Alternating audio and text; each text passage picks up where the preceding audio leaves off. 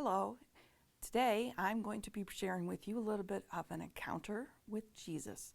And this would happen to be from the book of John, chapter 11, and we're going to meet up with Lazarus.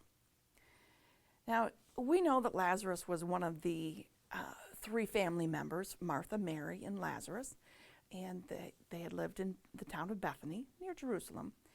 And we know that Lazarus was an important friend of Jesus. And it was kind of an honor that Jesus would choose Lazarus for this particular demonstration. And I kind of want to feel that Lazarus was an obedient and willing participant, even though he didn't know exactly what was going on or what was to come. But I'm sure because of his friendship, his trust, his belief in Jesus, that he was more than ready and eager to be a part of what Jesus wanted to demonstrate.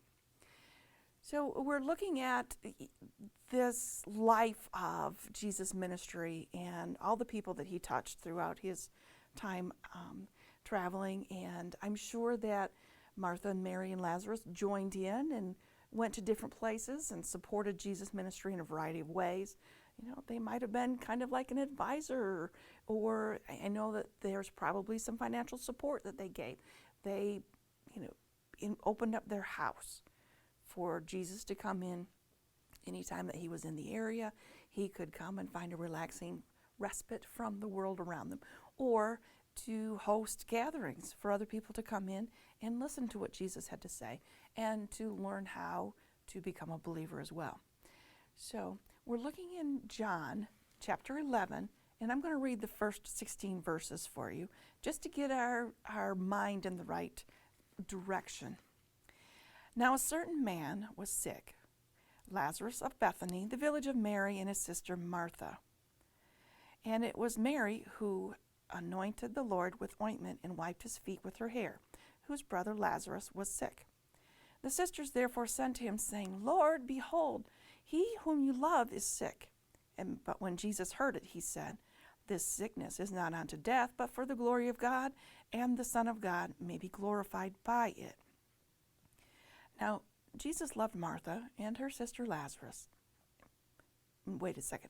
Now, Jesus loved Martha and her sister and Lazarus. I'm going to make sure I get the commas in the right position here. When therefore he heard that he was sick, he stayed then 2 days longer in the place where he was. Then after this he said to his disciples, Let us go to Judea again. And the disciples said to him, Rabbi, the Jews were just now seeking to stone you. Are you going there again? And Jesus answered, Are there not 12 hours in the day? If anyone walks in the day, he does not stumble, because he sees the light of this world. But if anyone walks in the night, he stumbles, because the light is not on him.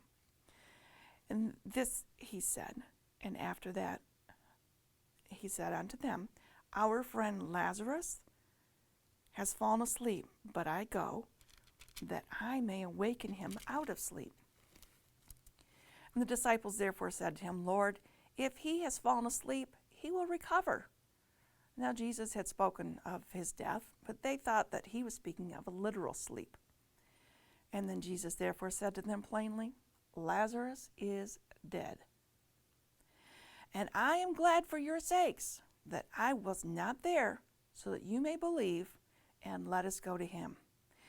Thomas, therefore, who was called Didymus, said to his fellow disciples, Let us also go, that we may die with him. All right, so that's the first couple of verses from this chapter 11, where we're going to be looking at Lazarus. Now we know that Martha's probably the oldest child, and birth order does affect how people relate and how they get along with one another. Martha, being the oldest, likely was the one in charge. She was the organizer. She was the leader. She was the one who kind of kept everything together and had it running smoothly. Mary, probably a middle child, and she was more like a peacemaker, a go-between between Martha and Lazarus, perhaps the youngest, or the baby of the family. And we know that everybody always wants to take care of the baby of the family because they're the last ones, and the older children are able to get involved and dote on this other child. And then, too, the fact that he was male was probably of significance, especially in that culture at that time. In John 11:8. There's a warning coming from the disciples. You know, you want to go back, Jesus, to where you know that the Jews are already over there and they're planning to stone you and to get rid of you. What's the matter with you? Don't go there, right? But Jesus still was of a mind to say, I'm not going to take your word right now. I'm going to go. But he waited for 2 days before he even left where he was at and went on to Bethany. And we see that, the disciples are just thinking, he's asleep. He'll wake up. No worries. Jesus, you don't have to worry about Lazarus. It'll be okay. But Jesus wanted to wait until actually Lazarus did ultimately die. But this purpose was so that other people could see the miraculous power of Jesus and then in turn believe in Jesus. And that's where we are in 11 verse 15. And I'm glad for your sakes that I wasn't there with Lazarus when he was ill, but that you can believe. And so let's go, because this is an important thing I want to teach you. I can see Jesus, in his mind thinking, what's that with these disciples? Don't they understand who I am and what I've already done and what I can do? Are they not thinking completely? And so we move on then into John chapter 11, verses 17 through 37. And we're looking at the comfort that comes to the sisters and to the people around them. But I'm going to read 11:17 through 28 so you get the next step of the picture. So when Jesus came, he found that he had already been in the tomb 4 days. This was Lazarus. Now Bethany was near Jerusalem, about 2 miles off, and many of the Jews had come to Martha and Mary to console them concerning their brother. And as usual, anytime that there's a death in the family, there's that grieving process that we all go through, and we do rely on others around us to help support us in our time of grief. And Martha, therefore, when she heard that Jesus was coming, went to meet him, but Mary was still in the house. Martha, therefore, said to Jesus, Lord, if you had been here, my brother would have not have died. Can you imagine? Here's Martha. Everything's all in order and all set and ready to go. And things are great, and she knows Jesus can do wonderful things. But she comes up, Jesus, what's the matter with you? Why were you not here? Why did you not take care of Lazarus? Why didn't you heal him? Why didn't you just say the word? Even now I know that whatever you ask of God, God will give you. And Jesus said to her, but your brother will rise again. Think about, being in that time. Think if you were Mary or Martha and you heard this. It would be a little disconcerting for a second. And Martha said to him, I know that he will rise again in the resurrection on the last day. And Jesus said to her, I am the resurrection and the life, and he who believes in me shall live even if he dies. And everyone who lives and believes in me shall never die. Do you believe this? And she said to him, Yes, Lord. I have believed that you are the Christ, the Son of God, even he who comes into the world. And when she had said this, she went away and called Mary, her sister, saying secretly, The teacher is here, and he's calling for you. Now we know that, Martha's already responded to Jesus, like, what's the matter with you? Why were you not here? You have this ability to raise up Lazarus. This is our baby brother. He shouldn't die. He's too young. And yet, there's a lesson that Jesus wants to teach through his death, through Lazarus' death. And Martha says in verse 24, I know that he will rise again, Jesus, in the resurrection of the last day, as Jesus has been teaching them all along the way, that, this life is only for a little while, and that the eternal life will be eternal. It will be long-lasting. And Martha gets it partially. Jesus tells her, go get Mary. I got something to show you. I want to tell you about what's going on, and I want other people to realize that there's a deeper meaning to life than what is just on the surface. And Mary comes along, and her response to Jesus is, why were you not here? Why have you not made Lazarus well. Why did he have to die? The typical kinds of things that we go through. So Mary repeats the same thing that Martha's gone through, because in our humanity we don't always see the bigger picture.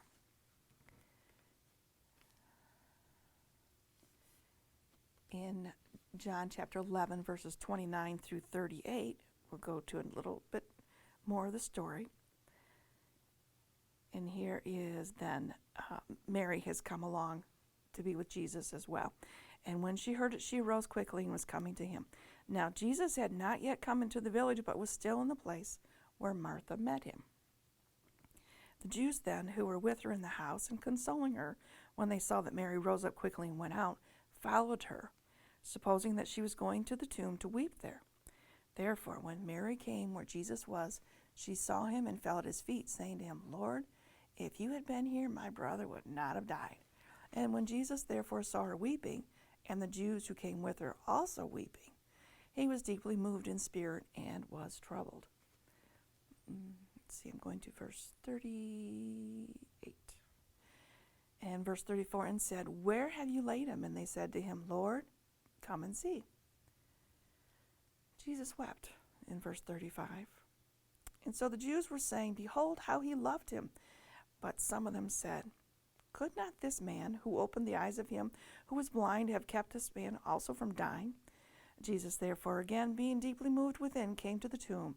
Now it was a cave, and a stone was lying against it. So we're going to pause there for a moment. What we can see happening here is then a precursor to Jesus' own human death on the cross. And remember in verse 4, turn back, and Jesus said, The sickness is not unto death, but for the glory of God, that the Son of God may be glorified by it. So Jesus is using Lazarus as an example of, yes, this is human death, but there is a divine death that will bring about a new life, a new happiness, a new fellowship, a new friendship. So God is able to take this example and show how glorious he is and how loving he is and how much he really cares for us. As a result of this example, many people then turned and said, you know what? I now believe in Jesus. I kind of had some doubts before if I'd heard of him, but I can see with my own eyes that he has something special, that he is the one that I should follow. So in this foreshadowing then, we also see that there are two parts of how Jesus is made up. His humanity, of course, and his divinity. Jesus wept for Lazarus. Lazarus was his friend. And we all know when we lose loved ones how it feels. We're saddened. We're upset that we no longer get to spend time with that person. Or we're feeling even more upset because why did it have to happen? Why did it happen like this? Why him and not somebody else? All the feelings that we go through. But Jesus also felt that grief. As a human, he experienced the grief the same as we do. And he was saddened by the loss of his friend. He showed sympathy, not just for Lazarus, but for all of mankind. He felt that. And it's natural for us to mourn. But Jesus also strongly felt the sadness that came about knowing that he was going to have to die. And not just the human death, but also the divine death. But he would be rising again and creating an opportunity for us to be with him forever. In John 11:33, you can see, Jesus, he's there. He sees the people around them weeping. He's deeply moved in spirit. He's troubled. He's experiencing all this pain and this suffering. But if you turn back to John chapter 10, verses 17 and 18, then you see that there's a reason. For this reason, the Father loves me, because I lay down my life that I might take it again. No one has taken it away from me, but I lay it down on my own initiative. I have authority to lay it down, and I have authority to take it up again. And this commandment I received from my Father.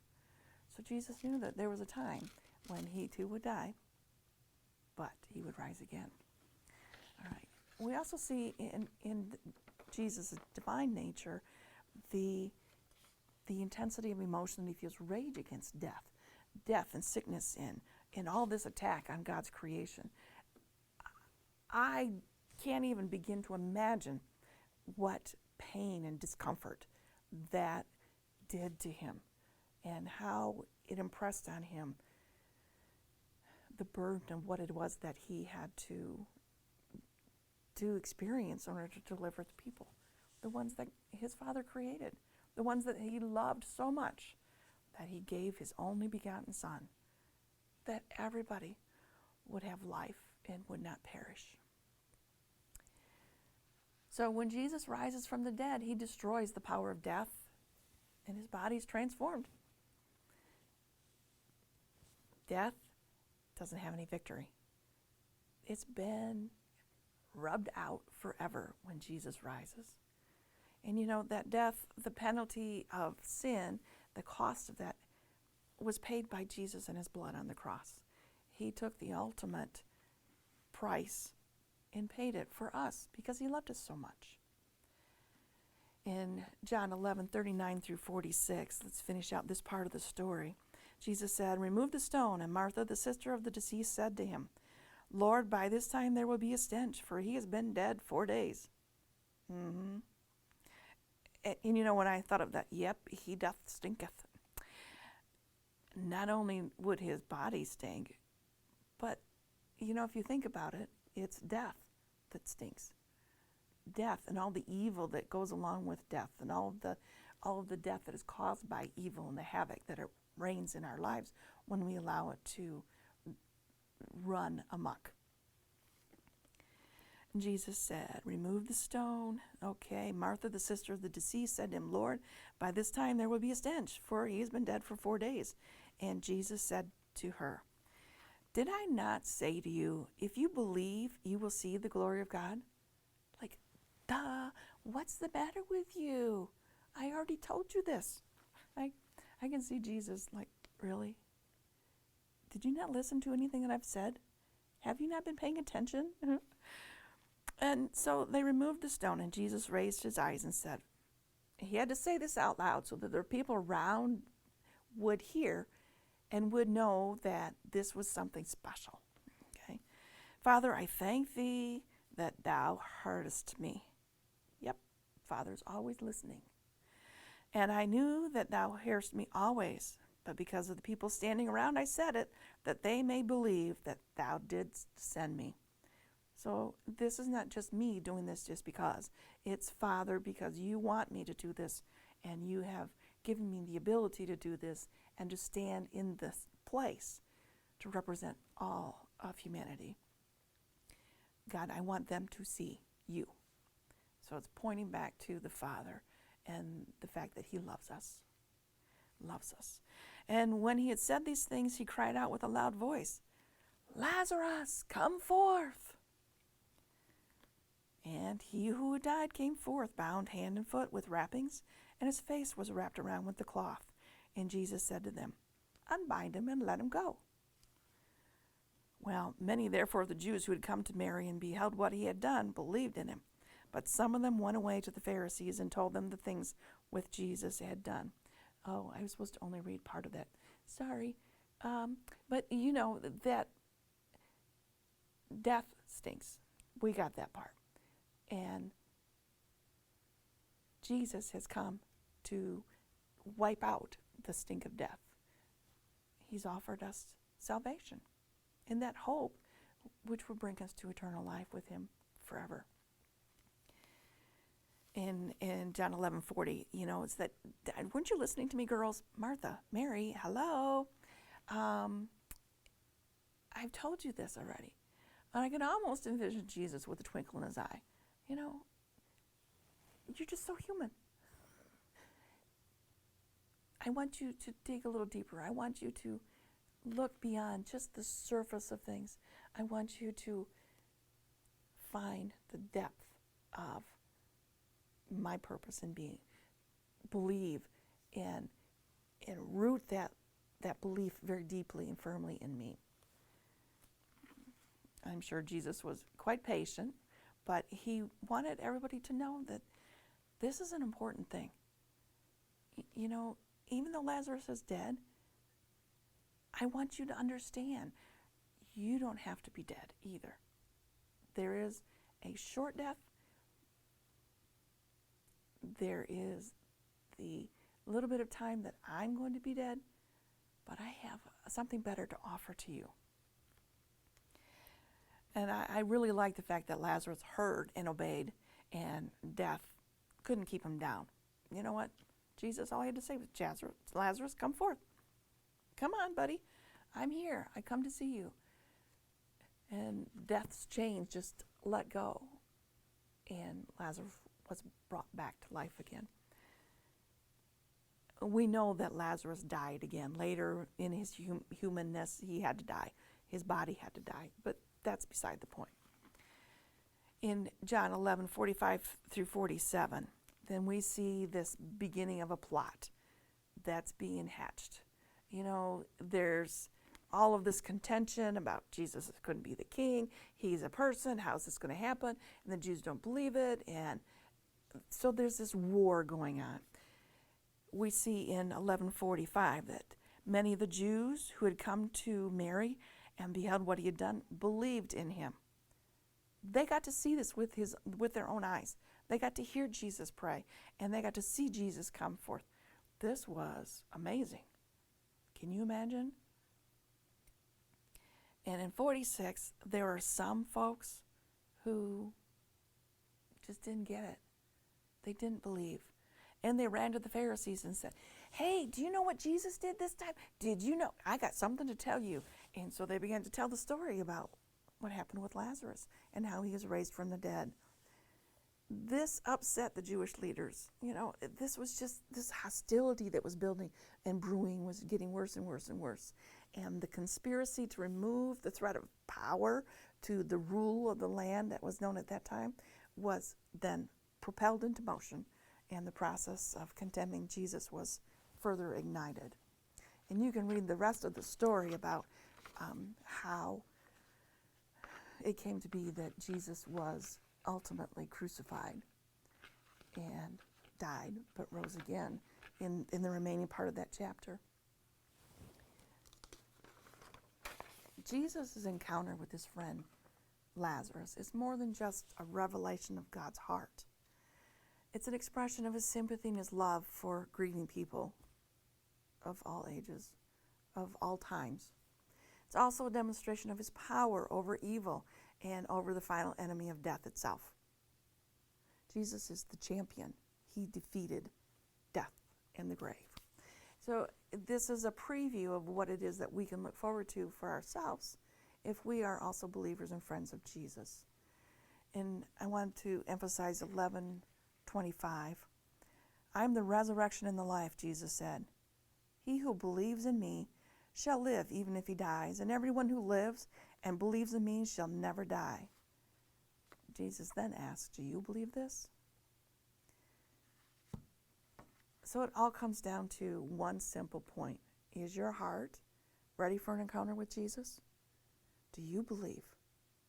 And so I'm glad that Jesus showed us that there's the human's perspective, but there's the divine perspective, how Jesus was one and how he was able to overcome death and the grave, how Jesus was able to take Lazarus as a ready example for that time in that place to say, look, this is what I can do, and this is what this means.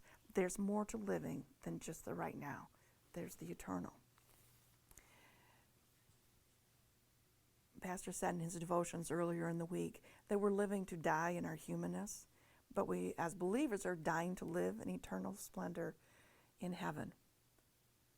I'm looking forward to that day when this life is done and it's gone, and all the trials and the troubles and the things that we face has disappeared.